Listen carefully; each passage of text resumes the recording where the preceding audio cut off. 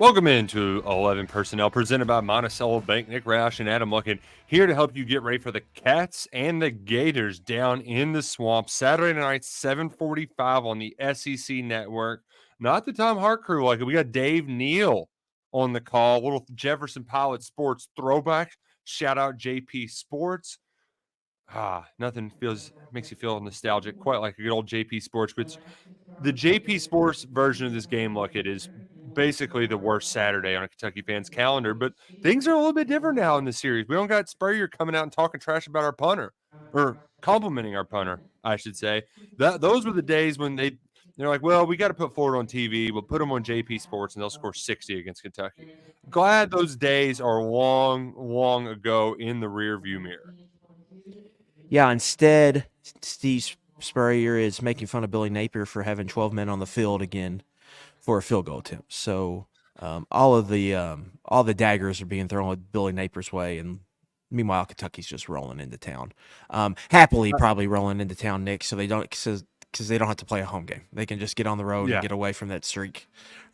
It was funny. I was scrolling through the Gators online message board, which if you're on if you're a member of KSR Plus, you get access to all the other message boards along the On3 network. You can read them all. You can't troll people on there, but you can read them all. And I loved our friend Nick Delator, who had a thread on what Dan Lanning did Saturday and said, when 12 men are on the field for a strategic reason, which they had some struggle with that in the special teams department in the day, but I think they've cleaned it up. The defense seems to be cleaned up, but this is as down as I know Kentucky fans are feeling right now. The Cats have won 4 out of the last 6. They're going for 4 in a row, and 3 in a row against Billy Napier, who would become the first Florida Gators coach to ever start his career 0-3 against the Wildcats. So we dealt with the streak for a very, very long time in the opposite way. And now the tables have kind of turned, so much so that we used to have to deal with those graphics, or like the last time Kentucky beat them, Girls Just Want to Have Fun was the #1 song in the U.S. So Peak was starting to do that. Peak, I'll give you a homework assignment. Can you I need more of those, please. Just all of the things trolling Florida. They need to know how long it's been. Like, that was probably before, like, I bet Kanye and Kim Kardashian were still married. That's how long it's been. Long time. Long time, Gators. It's been a long time. I did enjoy Stephen Peake's Twitter. Though that's good. Good, Yeah. grade A content. But to Nick, you mentioned the fan base being down. See, I would actually say they're pissed off, not necessarily down. Oh, Bill Belichick. What a crooner he is. Gotta love it. He If said you're not Taylor on, Swift was dating Joe Alwyn. I don't know who that is, but it wasn't Travis Kelce. So that had to be a while ago. Gas was $1. The gas one's the one that always gets me. But I bet it was, like, if it was probably pre-inflation, like right around COVID. So like gallon of milk, $1.25 or something. That we're gonna have to dig up all of those and just kind of throw it in their faces right before this game. But I yeah, digress. yeah, but down. I would say Kentucky was down fan base wise this year when they lost to South Carolina, and last year the loss to South Carolina. I think they're pissed off. I think the fan base is pissed off. Like, I compare it to kind of the Georgia Missouri feeling of last year. I think the fan base is pissed off with how Saturday kind of shook out, and it's created an interesting environment on the KS board and throughout the, I think, just overall prism how people are seeing this program and where they're going. And it's just an interesting time right now. We're halfway through the season.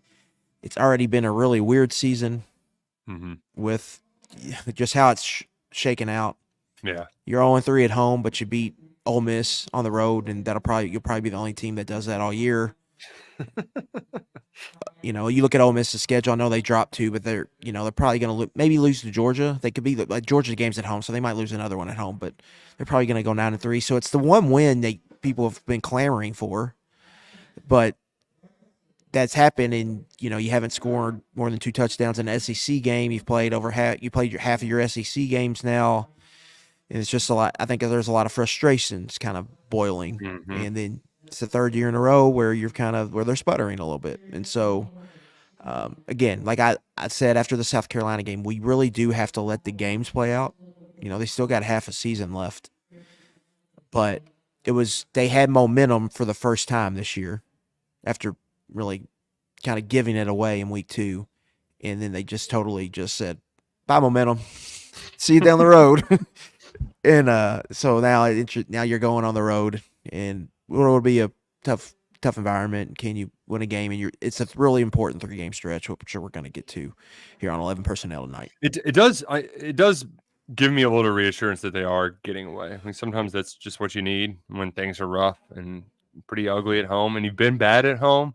And we can talk about why that may be. Yeah, They've if they win, yeah.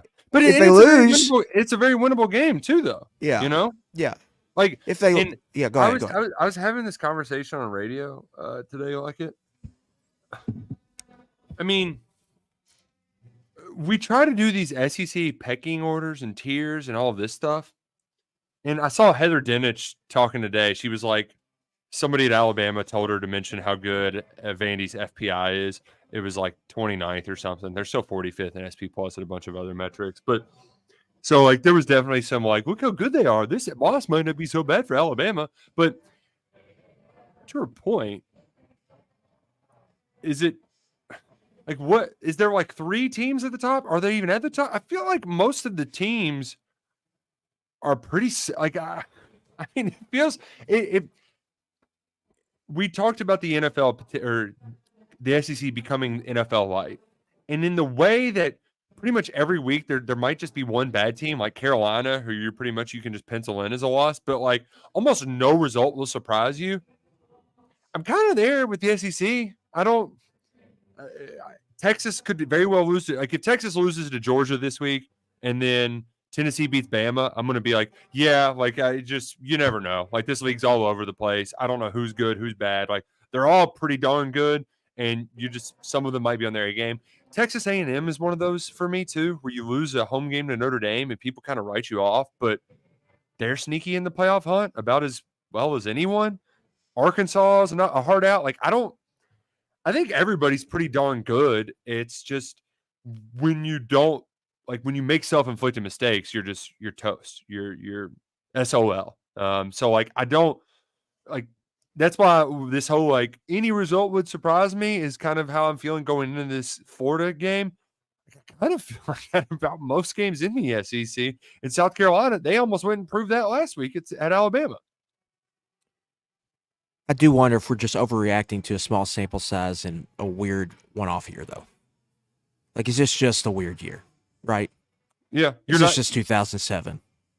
Well, and you're also playing a lot more unfamiliar opponents. So when you don't have that, things can get a little wonky too. So maybe that has something to do with it. But there's a lot of weirdness. I think just things are closer than what they appear. And if you aren't on your A game, then you could get knocked off your block. You know who's always on their A game though, Luckett? That would be Monticello Bank.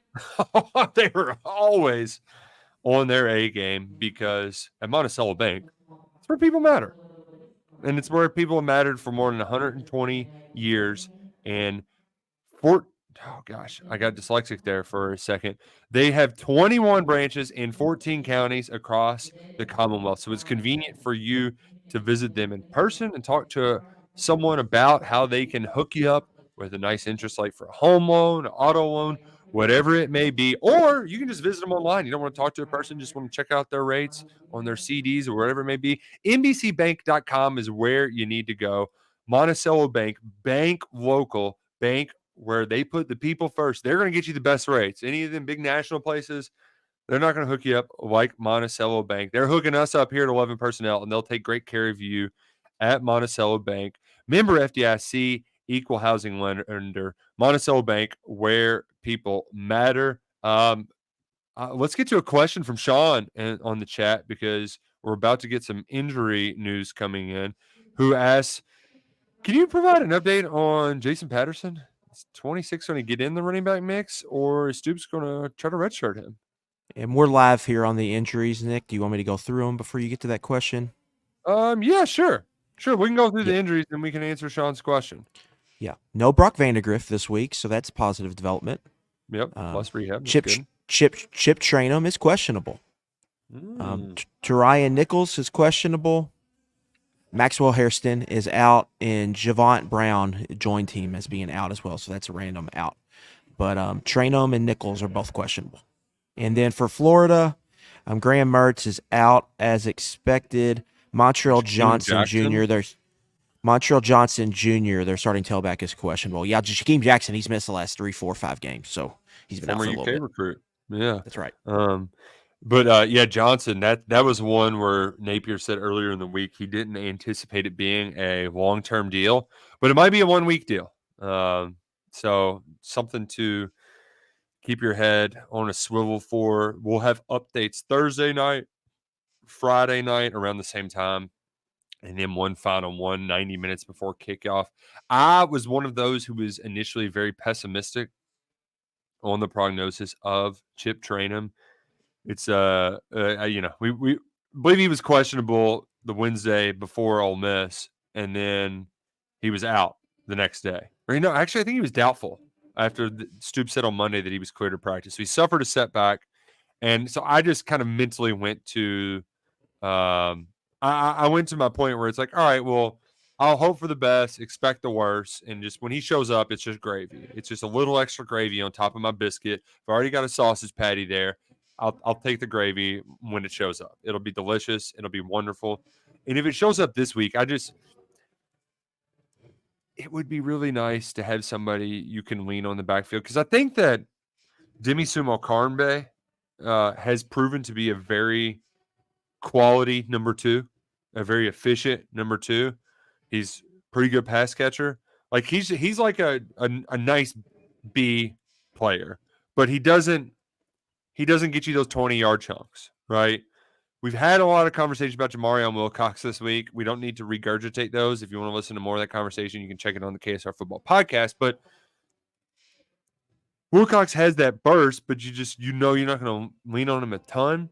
And Patterson, he was that number 2 until he got hurt. I believe it was in week 2 against South Carolina.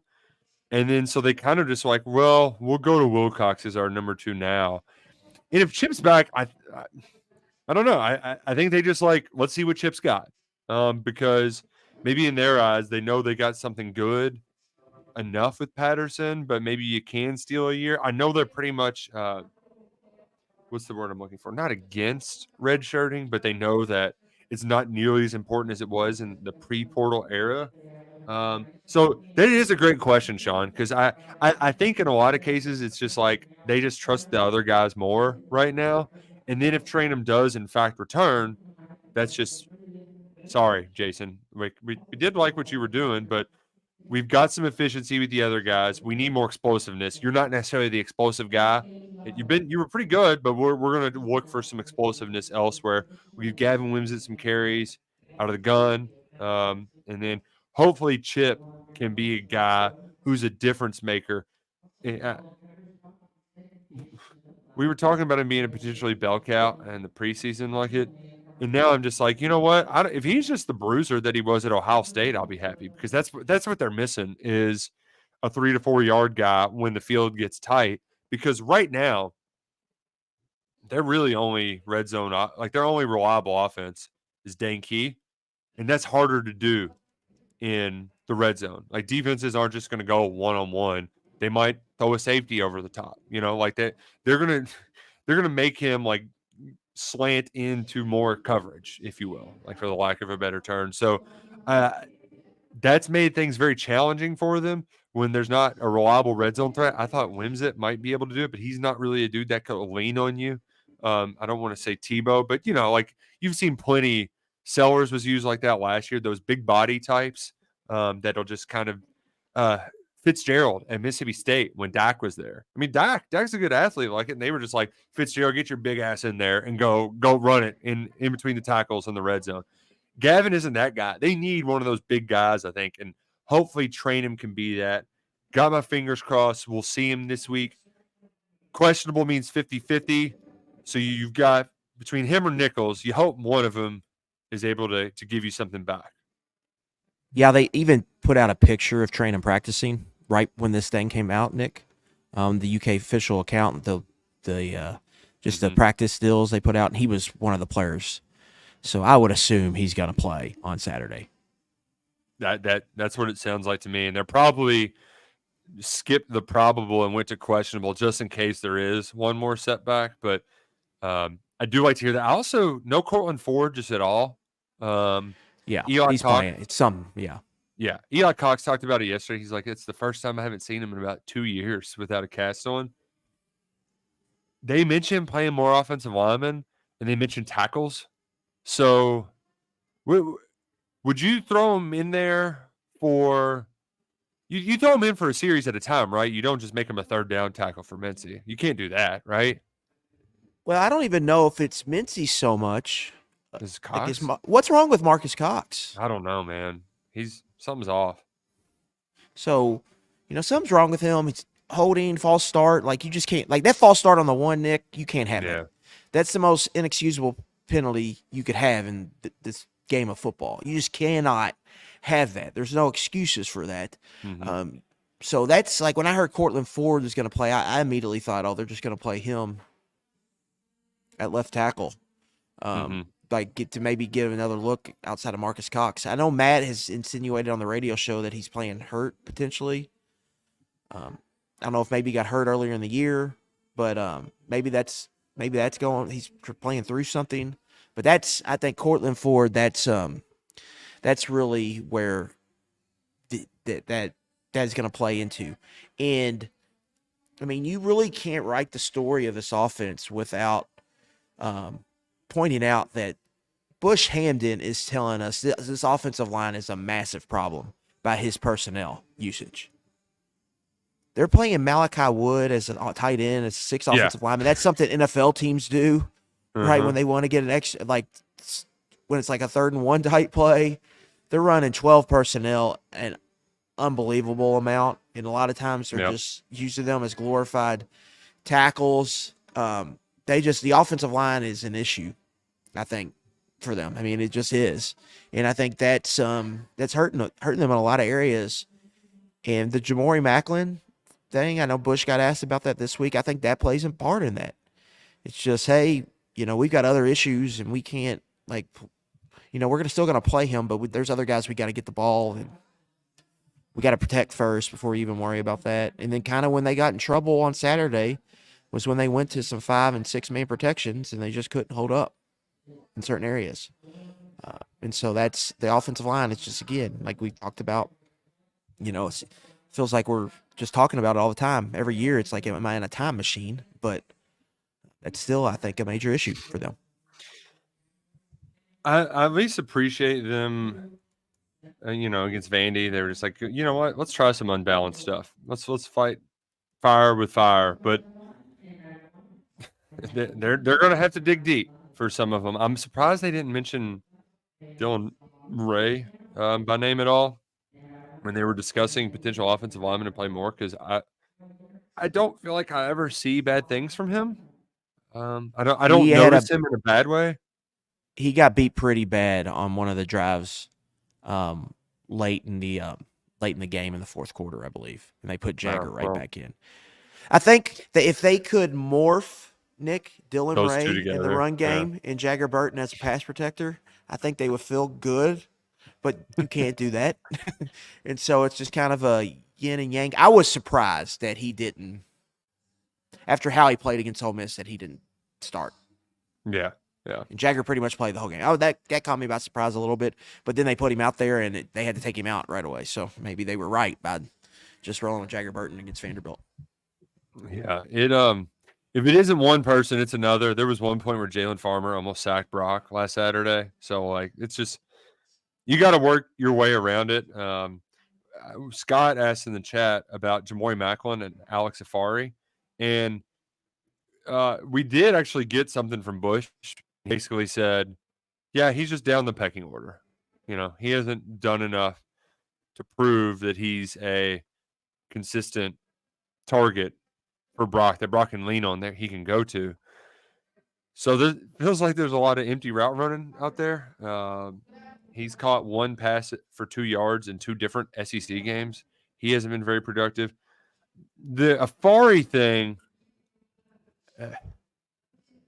I think they're just like kind of playing 4 down with the 2 backers and rolling with that and having Zion at nickel a lot. And granted, I didn't go back and watch the film a lot, but I feel like that's it. And it's not the worst play because that's their best. I mean, you put your best 6 on the field. JJ's played really well this year. I know we saw Afari flash early on, but when you play against a heavy set team like Vanderbilt, that they're going to play with a lot of tight ends, they're going to get downhill. I think you kind of see a little bit of that with Florida, if I'm not mistaken. Like you don't want to play with very light boxes. You don't want to play with you're going to have JJ in instead of Alex Afari. So I think that's kind of why he's fallen by the wayside. I want to point out that Afari is still playing a decent amount. He's 16th on the team in snaps, so he's played 90 snaps through games. But like Nick, Georgia was his least amount. He played 24 snaps against South Carolina, 18 Ohio, 13 Ole Miss, 19 Vanderbilt. So it's not like he's not playing. He's getting out there, but he's a sub-package player. So it just depends on the opponent and the situation. But you're right, their base is essentially a 3-3-5 / a 4-2-5, depending on where they line Weaver. And that's just kind of what they're rolling with at this point. And again, Kentucky, they've played the least amount of snaps of any defense in college football this season, by like 25. So, there's not a ton of snaps to be played either. It goes both ways on that.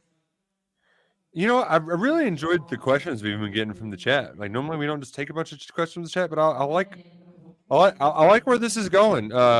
People are a little frustrated. They want to know what's going on. Tyler Max Golf. I hope he plays a lot of golf. I wish I could play more golf. It's pretty fun, even when you're not good. He said, pardon my ignorance, but can we start throwing it quicker to open up the offense? Like design plays to throw the ball right away. I think some of it just depends on. They've done that. But they've done that, and it didn't work. They've done quick game, and they couldn't block it, and they couldn't make guys miss. They don't break tackles at all. Like really, the only quick game that's worked is a slant to Dane for like 7 yards, or like the little hitches to him. The only dependable thing they have in the passing game is throwing to Dane across the middle, and occasionally getting him open on hitches. Mm-hmm. So in cuts to Dane, that's what's working. Mm-hmm. Everything else is not. There's nothing else. It's super frustrating, but that's just that's it. I think they went into this season, Nick, concerted effort, jet sweep package, jet sweep series, get the ball to Berrien in quick game, operate that way, and then attack over the middle with Dane, and then run the ball and try to throw the ball over the top. The quick game stuff hasn't worked. The jet sweep stuff didn't work at all. So then there's no over the top stuff. It's not sucking them in to go over them. Yeah. And then the South Carolina game was a disaster, and it forced them to really make some seismic, I think, schematic changes on offense and how they operate. And I think that those changes are probably one of the main reasons why you've seen just a total drought in explosive plays, which is really their biggest problem. They're moving the ball fine in between the 20s. You would like to see them creating red zone possessions. To me, is honestly probably more of an issue than finishing, but they don't have that many possessions in a game. And their red zone numbers aren't good, but they're not terrible. They're fine. When they get, like the problem in 2022, Nick, was they would get stopped and they couldn't hit field goals. Where now, if they get stopped, if they could catch snap, they're hitting field goals at least. So they're at least scoring. Yeah. But it's hard to create explosives. Like the first touchdown drive of the Vanderbilt game, they did not have a play over 9 yards. A 12-play drive. Like that's very hard to replicate multiple times in a football game, especially when your offensive line is not dominant. It's just hard. That's really hard to play offense like that, and they just can't create explosives.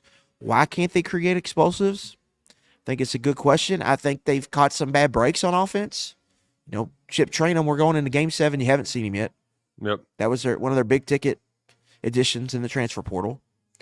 Barry and Brown, you're just struggling to get him going in the explosive play department. And then you've had all kinds of offensive line protection issues. And so while your run game has done while your run game kind of understood the assignment this year and is really, I think, got a B plus to an A in the assignment, was run the ball with efficiency. They're doing that, but they're not getting the explosives with that, and that creating a situation where if they get behind at all the sticks, you just feel like the drive's over, and it's just tough. Yeah, and somebody asked, like, what about a running back screen every once in a while? It's like, yeah, they tried that, and the dude missed the block, right? Like, it was there, and then I forget who it was, just whiffed in space. Well, on the incomplete in the middle 8 before half, they had Demi open. Now I couldn't see the screen, but it looked like he had some running room. He might. There was another one where they caught it and just missed the block. Like, yeah, you had a 20-yard game, but you got tackled at 5. And really, that's just, I mean, the explosive plays for me, Luckett, Bush talked about it a lot yesterday. Guys just aren't making people miss. Like, you just got to be a football player. Just go be an athlete. And I remember, I'm not a great athlete, but I remember my high school basketball coach, and I was always just like, I was too coachable at times. And it's just like, every time I thought about it, it was box out, box out. It's like, no. New coach comes in. He's like, just go be an athlete. Go get the damn ball. Don't try to let the ball hit the ground. Like, go get it. Like, sometimes you just got to beat the other guy. You can't let him trip you up. And that's really a lot of what the frustration is for me, because they only have 5 runs of more than 20 yards this year. And I wish Kentucky kept track of just 10 plus, because I feel like they've got some of those, but even 15 plus are very sparse. There's not a lot. I can pull up the 10 plus. I can pull up the 10 plus. Just give me a minute. By person, though? Because I was trying to find out how many Gavin. Oh, okay. Because I want to. They have them individually in the game notes on. I got it. Yeah. But they have 10 plus for him? Yeah, on CFBstats.com. Okay. So how many 10 plus yard runs is Gavin? Gavin Wimstead has 4 on 29 carries. Now, you would have to take the sack numbers out, but he has 4 10-plus yard carries. So probably, but again, that's a very small sample size. 4 on 29 attempts is a decent number. Yeah. And then because I was trying to go through the plays in the last game to see how many he had, and he hit a couple 9-yard runs. And that's essentially why Bush said they're still playing him, because he's the guy, like, he's one of the few that can get damn near first down when he runs. But the issue is just not being able to break tackles in the open field. That goes for Berrien. You know what? And I don't want Dane to try to be a big play tackler. Like, dude, just get your 15-yard ends. I'm cool with that. And, maybe a guy will fall down. Maybe we can get a deep post like we did the last time we saw him down at Florida. Second or first best catch of his career was in his second start. I mean, that's 1 or 2. I'm trying to remember the other one that happened earlier this year that was pretty awesome.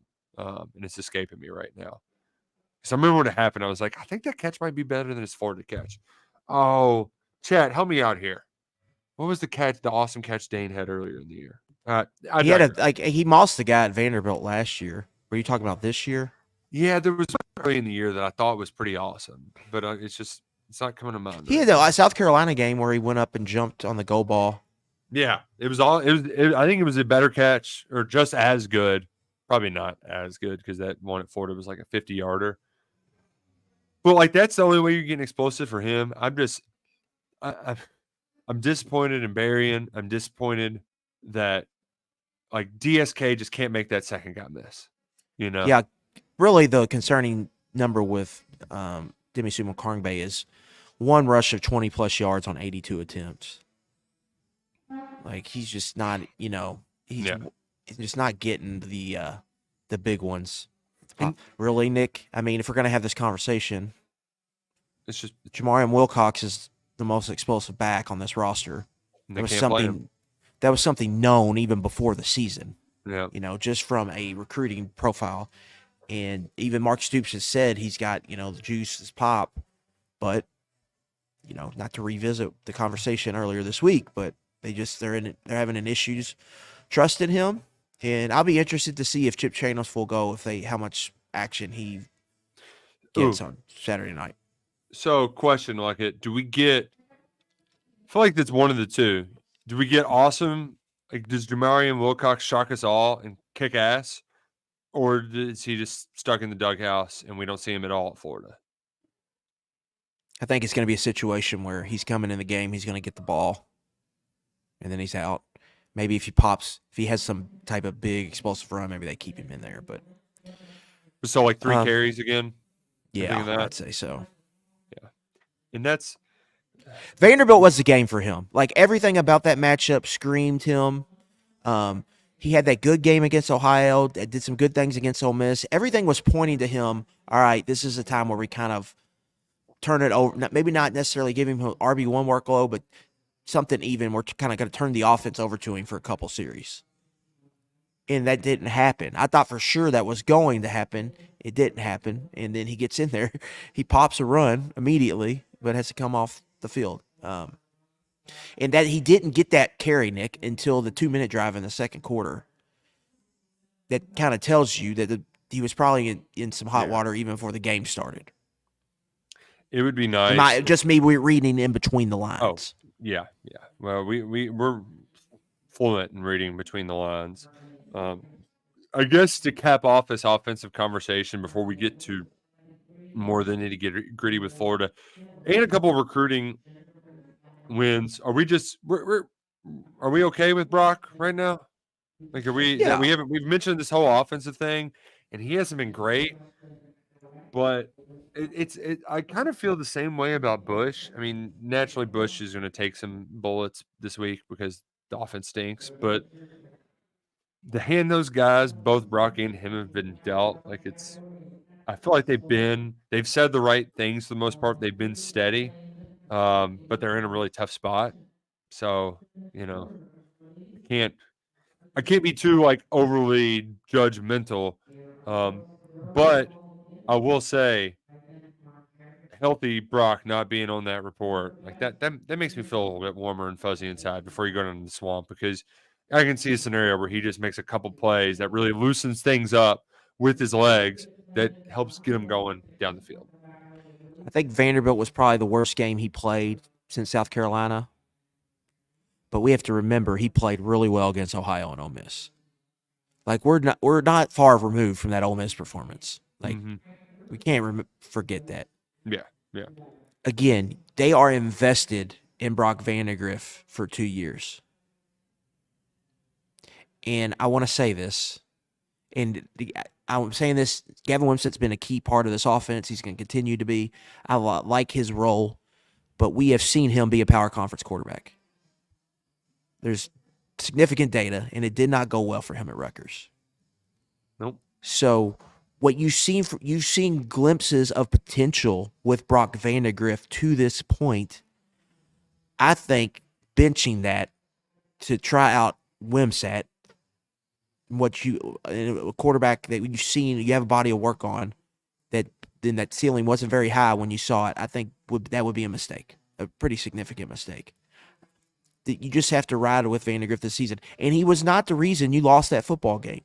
He was not the reason you didn't score in the red zone when you had the ball at the 1. He was not the reason you couldn't make a field goal. He didn't. I'm not going to sit here and say he played well in that game, but he was not the reason that they lost that football game. So I'm not out on him at all. I think I think that's what you do. I think that's what fans do when you have a bad loss. Directly, and your offense doesn't score a lot of points. It's directly go to the next quarterback. But no, I don't think they are all in on Brock Vandagriff, and they need to be. They need him to grow and develop, keep getting better, and then next year they need him to be a key, like, foundational piece of this football team next year. Like, he's got to be one of their better players, because if he's not, Nick, that creates a whole assortment of problems. Right? You're going to have I think you're going to have maybe more salary cap room to go out and get some players in the portal this offseason. That gets evaporated real quick if you have to go get another quarterback. Mm-hmm.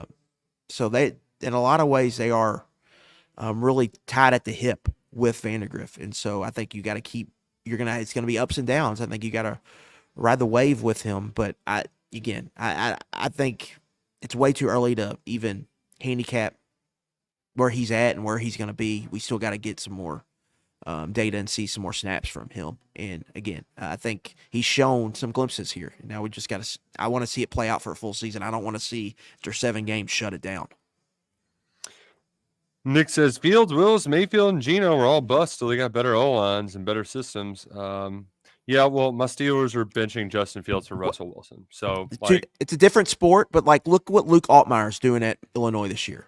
Yeah, he's having an awesome season. Mm-hmm. He stunk last year, Illinois, his first year as a transfer over. You know, I'm not comparing Brock to Jaden Daniels, but Jaden Daniels goes to LSU and he has this huge jump up the next year. A lot of these quarterbacks who don't have a lot of experience, when they go and start somewhere new, it takes the bump. Like for Kentucky, should have got the bump from Levis in the year 2, and they didn't because the infrastructure failed him. Because of the O-line issues, the coordinator change, the lack of the inexperience more so at wide receiver, and the injury on top of all of that. But you usually get a big bump in year 2 from any quarterback in their second year as a starter. Usually that's when you see the biggest improvement. And so for Kentucky, they're going to need the big bump this year, but you can't get the big bump if you quit the experiment a couple weeks in. Wow, crazy catch in the NLCS. Tyrone Taylor, New York Mets, warning track, running into his own dude, saving a run probably.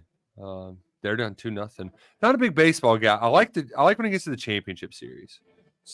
You're down to 4. It's like hockey to me because of the intensity of these games. Yeah, how that's close a good they are. Call. Yeah, like I don't need to care all year, but give me to the championship series when like I only need to know 4. I only need to know a few players from each team. Walker Buehler on the bump tonight too, a little Lexington native. So well, on TV even you can just feel the nervous energy of these crowds. Especially in like elimination game, or you get up in a game you need to win and you get a lead, or you're down 1 and the outs keep piling up. Like you can just feel the nervous energy.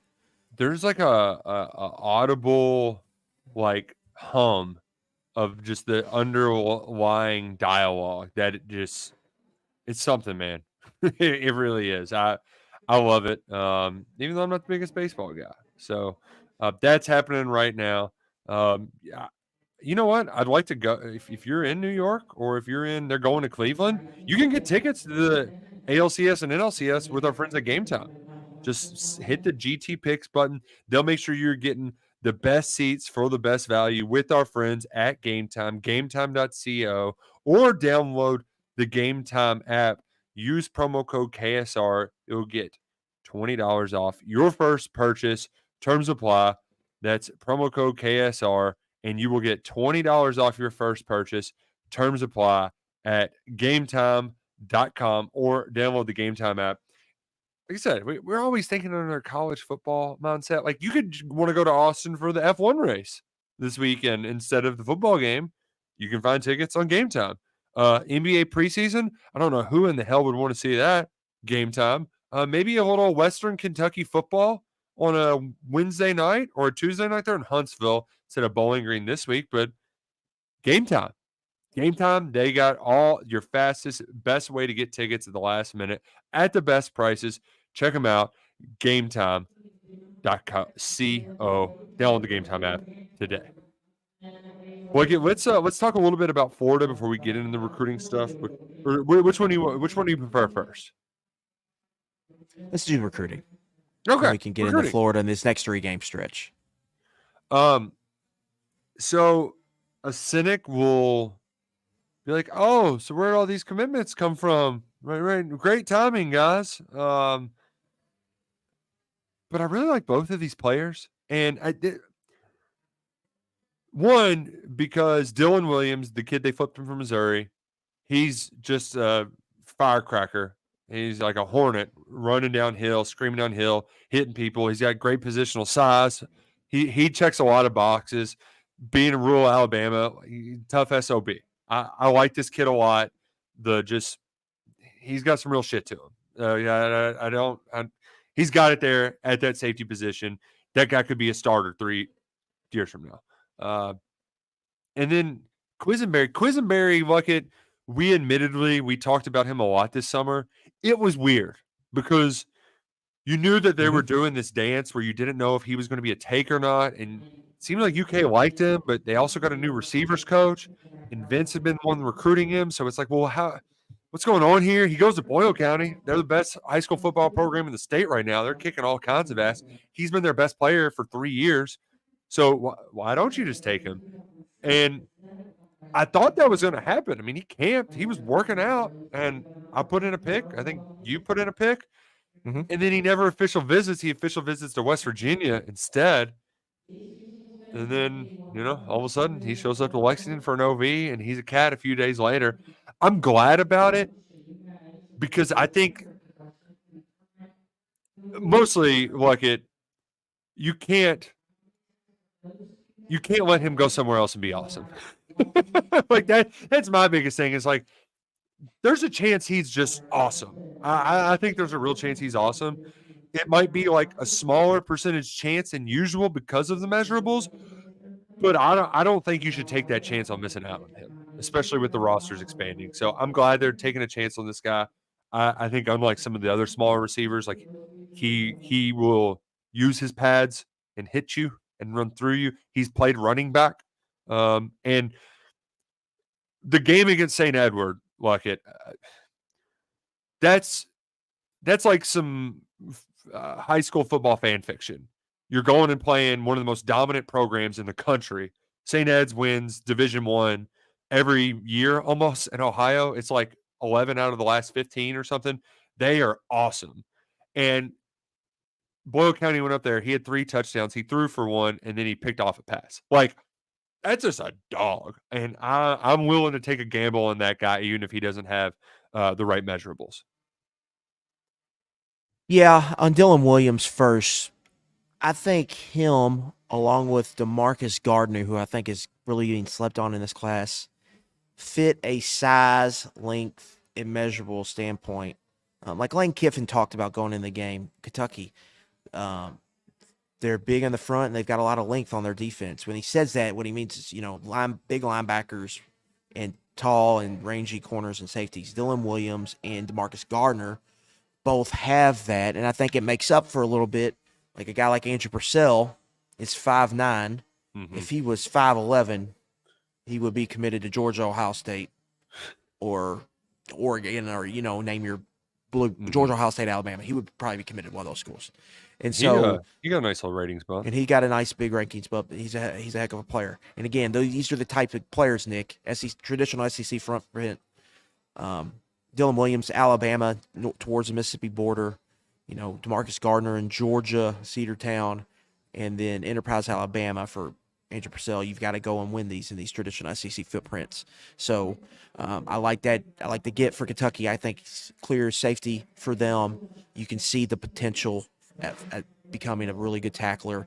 He's long, tall, and can move a little bit. Really long strider, can cover a lot of ground. So you see why they like them. And then to beat, you're beating out Missouri to get him.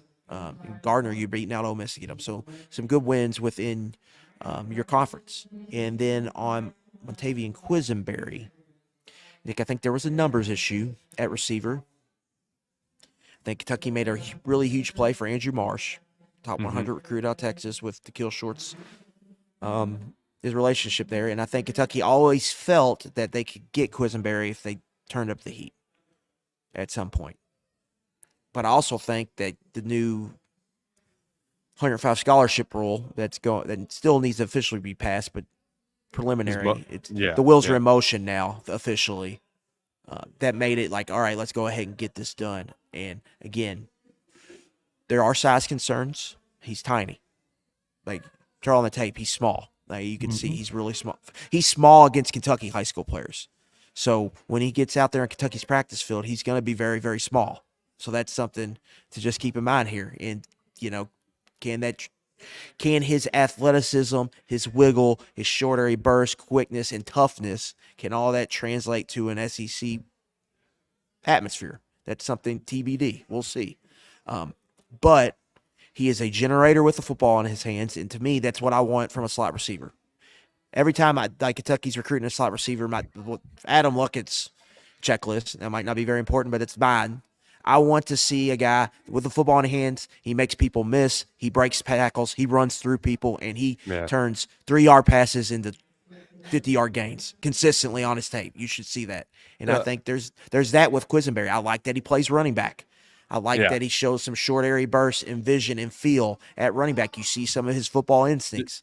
I like that he's a top returner. I like that they put him at quarterback, and trust him to make plays. He's a playmaker. He's a generator, and that typically translates to football. If you're a badass with the football in your hands and you can score in high school, you've got a decent chance to be a badass with the football in your hands at the next level. And so from that aspect, I like it. But again, he is tiny, and so does that all translate? And what's the top end speed? But I do like that he's got bursts, he's got wiggle, he can make you miss. He shows toughness. I think, playing running back at his size, even in high school, I think there's some toughness to him. I like that they let him throw the ball, like that, let him return punts, kicks. He plays two ways. He plays safety. There's a lot to like there with him, and I think it was a smart move to take him specifically. I mean, it's a no-doubter to me with the new rules. Like, just go ahead and take him.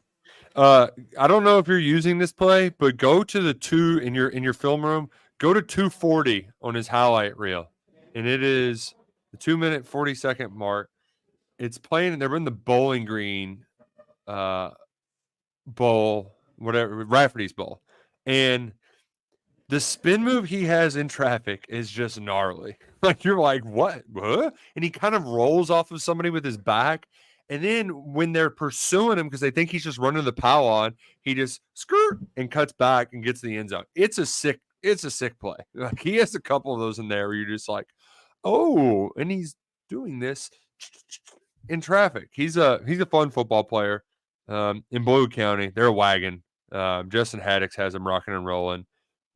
Former, I always get it mixed up. It's Rockcastle County, right? Is that where he was? No, he told you. You said Rockcastle County too. I said it last time, and it's Breathitt. It was Breathitt. Yeah. I don't know how I always knew it was Breathitt, and I said Rockcastle to his face like a big dingus. But they've won 4 straight, and they're going for 5, so they're really crushing it right now. So those are your 2 commitments this week. They're up to 20 now. The Cats class ranks 23rd in the country. There's a couple other people. I believe Michael Skinner's announcing next week, and that one's 22nd, I believe. Yeah.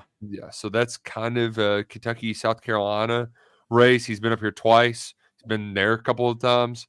So I've got a pick in him for the 4-star tight end up at Kentucky. So we'll see about that. But yeah, we're getting our mid-season recruiting bump. One you can certainly expect at least one point in the year.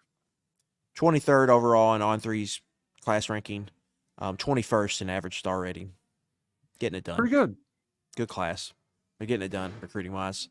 Mm-hmm.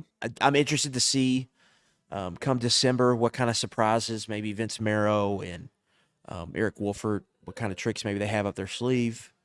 Because, there's always a couple sneaky candidates that arrive come December. So that'll be interesting to see. But, they're doing a good job. Talent accumulation is in the best spot to me, Nick, year to year it's been in the Stoops era. That's way down the list of problems to me. They're doing a really good job, I think, of recruiting, getting players, and then I think the NIL situation is in good shape too. So that plays in big with the portal stuff. So talent accumulation, I don't be down on that or don't worry about that. I think they're in a really good spot as of right now. Oh, hey, our friend Tinker's here. Did he come in to see what the score of the volleyball game was? Because the Vols lost, Tinker. Losers. Do we think Tinker has seen your your whatever it was on Andy Staples and Ari Wasserman show? I just I just went nuclear on him a little bit. Things aren't going well. Just make fun of Tennessee some. It gives me joy. Makes me happy. I was thinking about this the other day, Luckett, because I was pretty obnoxious down at Ole Miss. What are the chances I get punched in the face if Kentucky wins at Neyland this year? Not just you. There will be fights in that stadium. I mean, there are probably fights regardless, but there will be. But me, there will be. I mean, if it's, I think it's a. We'll have to We'll have to get security detail out of the stadium. Yeah. No Like, doubt about it. there's a very real chance that I just show up to a bar and like lights out without even knowing what's happening. I could get Ryan Lemon. So, and you know what? I'd happily do it if it means that Kentucky beats Tennessee in Neyland Stadium. So, I'd love it. I'd love to see him lose to Alabama. I'd love to see him lose every game. It gives me joy. It makes my heart whole. It'd make me really happy too if the Cats went down into the swamp and beat the Gators, where they've won 2 out of the last 3 down at the swamp. The only one they lost was in the COVID year against Kyle Pitts and Co. when Dan Mullen had that machine humming and got them into the SEC championship game. This is circumstances are a little bit different, but like they've seemingly, I think the biggest difference between what we saw early on in the year and what we're seeing now is they're showing a little bit of gumption defensively. Like, it's just like they're not being pushovers. Whereas, I mean, that Texas A&M game was embarrassing on all fronts. So yeah, I can't. I don't know what exactly to expect from him too, because I also don't know, like, Tennessee's offense has been a little shaky. Like, they haven't exactly played UCF. We've seen what they are. So, like, what are you seeing from the Florida defense? And do you think these improvements are legit enough to be like, okay, well, I know we're already worried about Kentucky's defense, but this is even worse? Yeah, I think they've made strides, but I think they got a lead early against UCF. UCF ran the ball, and then UCF had kind of some self-inflicted mistakes, and their pass game was atrocious. Tennessee, I think it was a little bit of the same, but they have shown some improvement here. But teams are still running the ball efficiently against them. Huh. And so Well, I think that's good. Kentucky does well. I think that's good news for Kentucky. But to me, Nick, this is very much going to be a don't mess up on both sides. Just don't mess up on offense. I mean, the team that gets the lead early is going to feel pretty good, I think, about how the game's going. But more than that, it's going to be just don't mess up on offense. Wait for the other team to make a mistake, because both defenses will believe they will. But the Florida defense, it's not as good as Ole Miss. It's not as good as Georgia. It's not as good as South Carolina. It's better than Vanderbilt. They've made some strides, but they're still one of the bottom half defenses in the SEC. You mentioned the scoring first. I think last week when we were trying to evaluate the Kentucky defense, we said, they do pretty much everything well except limiting explosive plays. I think the other part is they're not good against scripted drives. I think that I'm not going to be too harsh on them, because you see that at all levels of football. The opening script is usually pretty darn good. But it is one of those. I don't know if you can afford. Yeah, and that's how Florida got up on UCF, and that kind of changed the game. So that would be a worry in this contest, I would say. But also on the other side, Nick, Tennessee's defense is pretty good. A&M's got a good defense. Miami's got a good defense. All those teams gave Florida a lot of problems. And Lagway struggled against Tennessee. He was bad against A&M. He was real bad. Struggled against A&M. And he's been way more – Mertz has been more efficient but less explosive, but more secure with the football. Lagway has been less efficient, way more explosive, but loose with the football. 5 fumbles and interceptions in 177 snaps. His interception rate is extremely high right now. So for Kentucky, you look at Kentucky, they're undefeated when they win the turnover margin. They haven't won a game when they haven't. Billy Napier, Nick, I looked this up. I believe it's 0-8 when they lose the turnover margin at Florida. To me, this game is almost as simple as that. Do not mess up on offense. Lagway you probably will get this freshman quarterback to turn it over a time or two. Do not mess it up. You're probably going to get a short field or two because of the turnovers.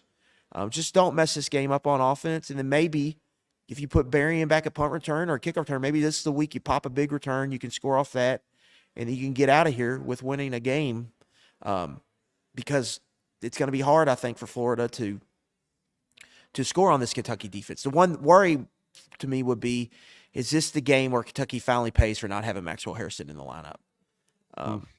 I think Florida's offensive line is better than Ole Miss's offensive line. So if Kentucky can't create the consistent pass rush we saw against Ole Miss, does that give Lagway more time to find the holes in the defense? But him having more time might be a good thing for Kentucky, because that means maybe he'll make a more mistake or two if he's not getting hit and turtling over the football. So yeah, it's a fascinating matchup from that aspect. But no Max Hairston on the injury report. If Lagway has time, good receivers, that he could there maybe could be times where they find a chunk plays to get on Kentucky's defense. But I still go back to the thought that if Kentucky wins the turnover battle, I think they win this football game, and that should be the number one goal this week. So that means don't mess up on offense. I think they're going to see them get extremely run heavy. I think you'll probably see a good dose of Gavin Wimsatt, and then you'll be kind of methodical in the pass game when you pick your spots. And I don't think Mark Stoops is going to be afraid to punt. I think the extra conservative game plan is kind of what they should have in this contest. As for the secondary, one of the clips that our friend Van House, former Kentucky Wildcat, he's at vstyle17 on Twitter. He posts a lot of cutouts and he narrates them. They're not safe for work, which I enjoy. But he had one in particular of JQ Hardaway tackling at Ole Miss versus tackling at home, and it's just like, is that the same player? Is that the same guy playing with that leverage? Yeah, in the sky, don't lie. And they need that inspired effort and intensity when they travel down to the swamp. And look at the message that they've been sharing from the facility after the road versus home splits. The 2-10 at home, 6-5 in the road over the last 23 SEC games. They're taking we have to, I want to get the exact phrase right. It's loading for me now, so please bear with me. But essentially, they're getting overstimulated and not responding to it well. The mantra is emotional control amongst the chaos. That's a good way to put it, because I do think there's a little bit of like we've been trying to find the right words. Some people like the term unearned arrogance. I don't like I feel like entitlement's a better word, but it's not right. But the sort of like, I'm at home, so I'm going to make this play. I guess entitled is the best word for it. But you get I've got to be an extra dog on the road. And that's what Kentucky's got to do here. They have to be that road team that comes out and is hungry and is playing with an edge, but not playing undisciplined. They go right up to that line and they don't jump over it. And they're capable of doing it. They've done that more times than not this year. And that's, like you said earlier, like, we've got to remember they're more of that team than they were the Vanderbilt and South Carolina teams. And it's very frustrating as a fan to see that your two losses are games that you could have easily won, but you just decided by making one dumb mistake after another that you weren't going to win it. But like, they can beat this team if they don't just go out there and take a shotgun, a 12 gauge, crack open the barrel, and just don't do that. Which, by the way, if you're going to shoot a shotgun, the double barrel is way cooler than the bottom loaders. I know you can get more in the bottom loaders, but popping that thing open and it goes fa-doom, and like the hot shells pop out, way cooler. Just one man's opinion. Not a big gun guy, but that's my one gun opinion I have, and I'm comfortable in making. Really went down a weird way. I didn't see that coming. Guns up. Go text tech -6.5. Guns up. Again, I think getting away from Lexington is probably might be the medicine they need. Now, I say that. I think they'll probably play well, bounce back. But I thought all the signs pointed to them playing well last week. Like, you couldn't have set that game up any better, I thought, if you were Kentucky. And they just totally did not, totally kind of crap down their leg. I said to forget the bye week stats because I thought there was all these indicators pointing to that a good performance, and I was an idiot. I should have just paid attention to the bye week stats. Yeah, well, you would have thought if there was ever a time to not come out sleepwalking, it was against a team that just beat the number one team in the country and you have to hear about them every single day, right? Like normally they get up for those games, so that was not the case. So we don't like this game is different because it's on the road. It's a place they play well, they matched up well. I think, Nick, Florida not having Graham Mertz is a significant development in this game. If Mertz was playing, I would pick Florida to win. I think Kentucky wins without Mertz because I think Lagway in a game where I think mistakes are going to be magnified, I think Kentucky's got a really good chance. The number 2 Havoc great defense in college football facing a sub 100 Havoc great offense. I think they've got a really good chance to force some turnovers in this game. It does when you say it out loud, though. Like the team that doesn't make the bigger mistakes, and then you're like, "Well, did you just watch last week?" It's like, how do I feel that confident? It's if I was a gambler, totally different. Like, you're playing a totally different team. I think this modern offense is going to help everything. I know, but I'm not walking to the window and betting on it. Yeah, I'm not, I can't. That's fair, but this is one of the spots where they actually perform well. If you look at some of their recent trends. And here's the other thing too. People in Louisville say it all the time. They're like, "There's just I don't know what Stoops does and what he says to them over there, but they're ready to kick Louisville's ass every year. It doesn't matter what's going on. Nope, they're ready to kick Louisville's ass. Same thing with Florida, right? And I know we mentioned 4 out of the last 6. I mean, you had the Boone Williams game. You had the doesn't cover the receivers twice game in 2017. They still almost won. Like this has been a very close series throughout the Stoops era, I think, except for just that 2016 game down there. Like it is, Stoops always gets them ready to roll. So that needs to be the case tomorrow. It's a game that means a lot for both sides. They're both really desperate for a win, and that would be the buys coming up after this for them before the tea party, correct? Or the cocktail party? Yeah, that sounds right, but I think he's probably done enough to at least get through that game. The UCF win was huge. Getting that was huge, a huge deal. But even though, it would still be a slog. Just, the toxicity would be right back up, right? Like, I'm surprised. Like, we got a little bit of that hum. What the hell, Billy? It's not as loud as it was. But why didn't he go for 2? I mean, I don't. He had a trick play. It looked like he had a trick play, and then they called timeout. He wanted to sneak it by him, and then guess he didn't feel comfortable because he did the swinging gate thing. I mean, well, just go run a regular play. I think he would have. I think he would have if Mertz was available instead of having to do Lagway. That's just my kind of what my gut tells me. But Nick, you talked. We didn't get much of it today, but you talked on Tuesday to Eli Cox and what we heard from Stoops. To me, it seems like they're very much their mind's kind of in a pretzel about the home results and why they're playing like this in these games. Because I don't think how they practiced last week matched up with what happened. I think that they're really befuddled by that. And I was glad that Mark Story pointed that out too in one of his columns this week. He's been to a lot of these press conferences, and you can feel the difference in them. And sometimes I just have a hard time pegging it, but there's been a lot of times where Stoops just doesn't seem to have any answers because he's as surprised as we are. Which take is that for what you will. That's another topic I think is worth a discussion, but we can have that discussion later. Because there's still games to be played. But this gets me to the biggest point of this whole week. I don't know if people realize how important of a 3-week stretch this is. If you don't win 2 of these next 3 games, you are teetering on a disaster. Mm-hmm. You are in the danger zone. Just like you teetered last year.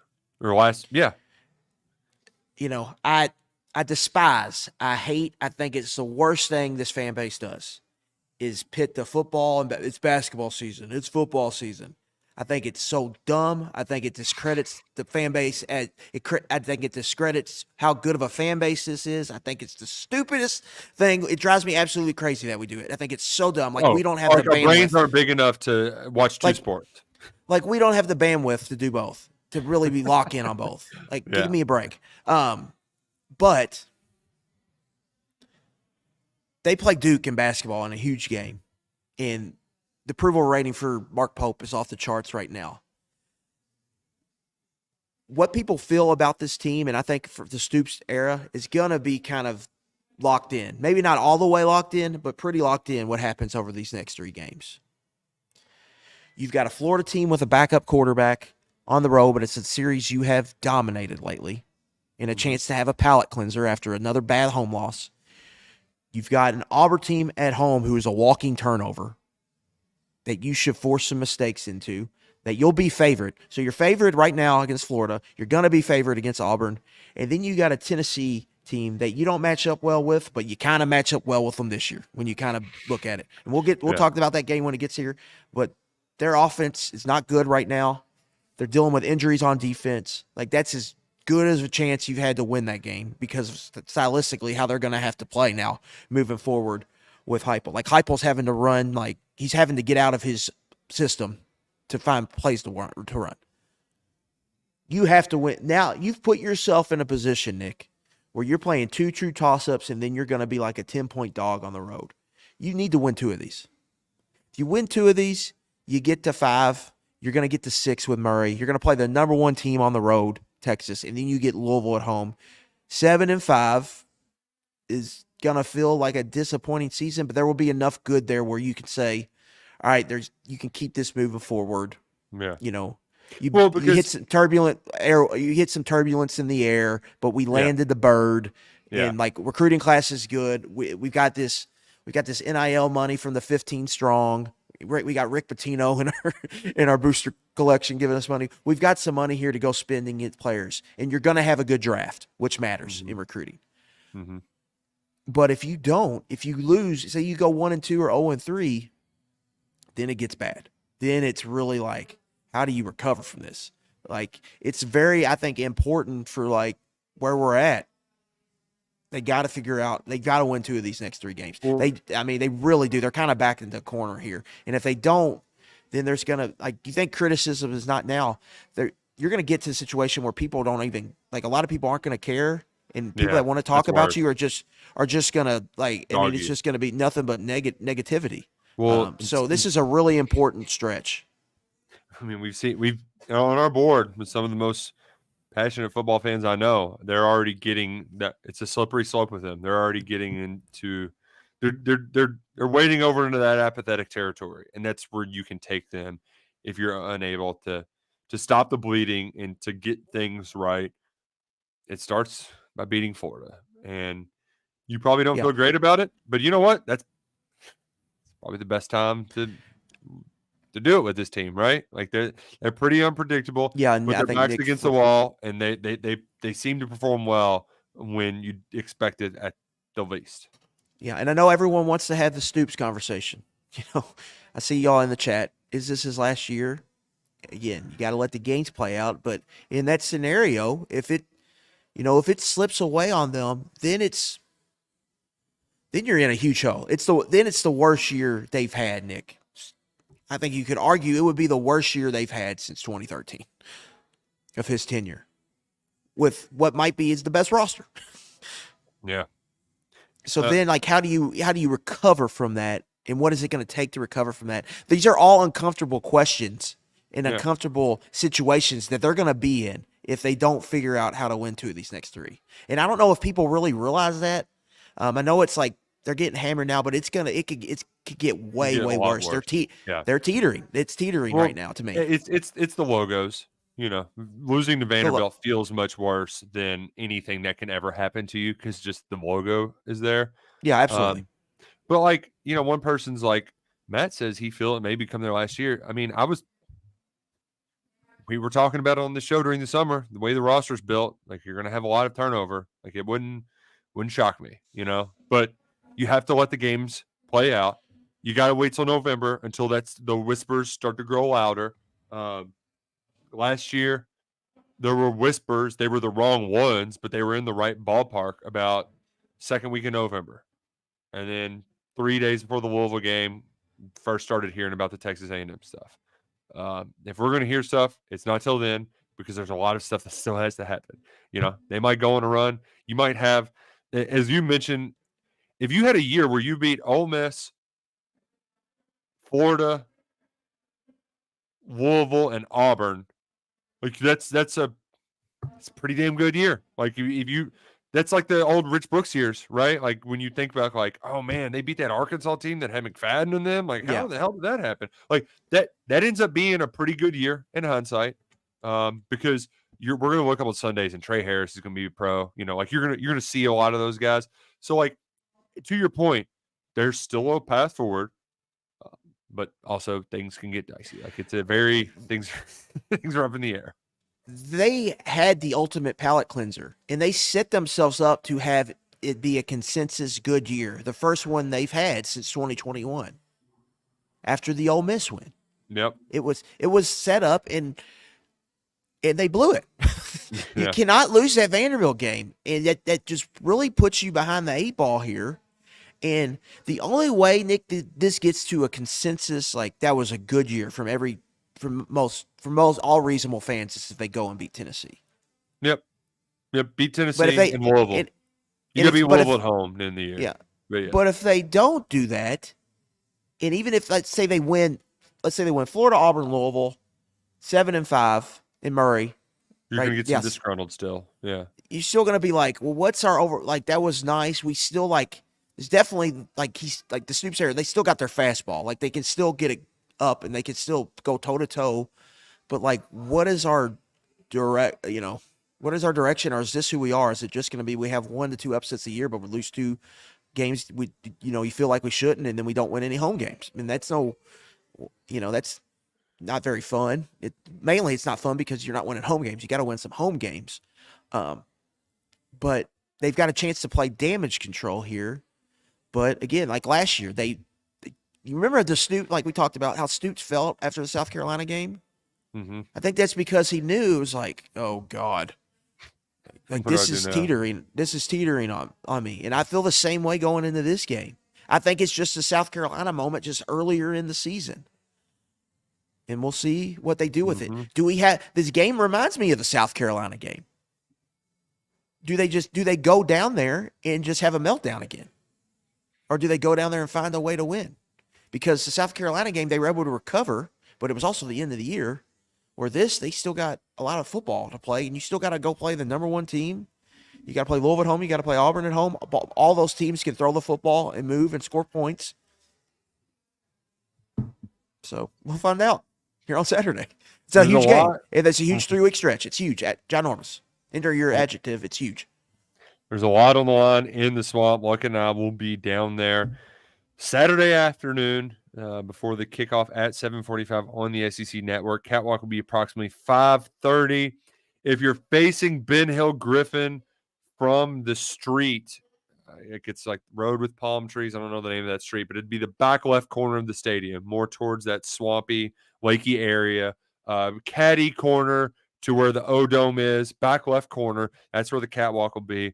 We'll have some stuff, some koozies, some things of the like handing out. So maybe a little discount on KSR Plus. Shout out to everybody who's a member. Shout out to all of you for following along. Appreciate you hanging around a little bit longer. We got to hit the road in the morning, so we're going to get some shut eye. Luckett.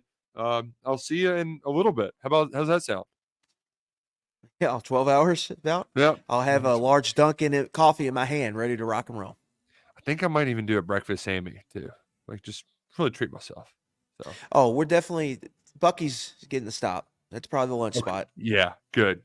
I like where your head's at. Peak dropped the ball last time. We can be honest here. Peak dropped the ball on the way to Ole Miss. Just like, wait, it's there. It's like, yeah, it's that big damn place on the side of the road. Come on, Peak. I'm just joshing with you. We're gonna get out of here. Appreciate y'all listening. Go Cats and go Crow Green.